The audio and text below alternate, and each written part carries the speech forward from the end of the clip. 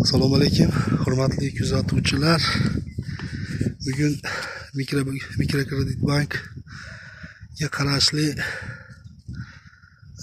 Andijon tuman Sharq yulduzi konturiga keldik. Ushbu kontur mana no'xat mahsuloti ekilgan, yetishtirilyapti. Demak, ushbu konturimiz Sharq yulduzi konturi 9 gektardan iborat. 60 ta fuqarolarimiz biriktirilgan. Ushbu konturimiz 7343 raqamli kontur. Ushbu 60 ta fuqaro ishtirokida yetishtirilayotgan no'xat mahsulotini agregator Omad vodiy bog'lari agregatorlarimiz tomonidan yetishtirilyapti. Ushbu konturimizni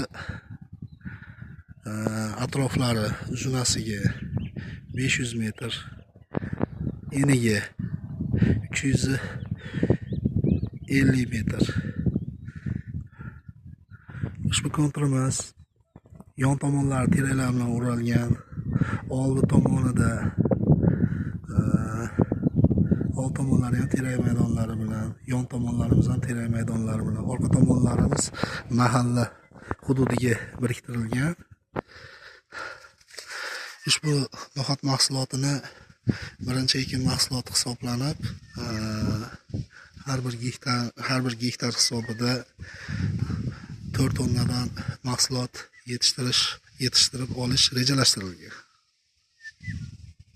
Ushbu orqali fuqarolar daromadlarini oshirish, ish bilan band qilish, oilaviy daromadini oshirish rejalashtirilgan.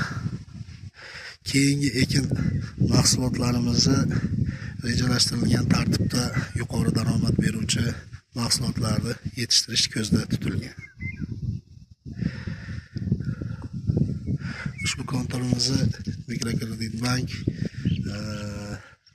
homiyligida fuqarolarimizni umumlashtirgan holatda bir kontur, bir mahsulot tamoyili asosida ushbu mahsulot yetishtirish ko'zda tutilgan.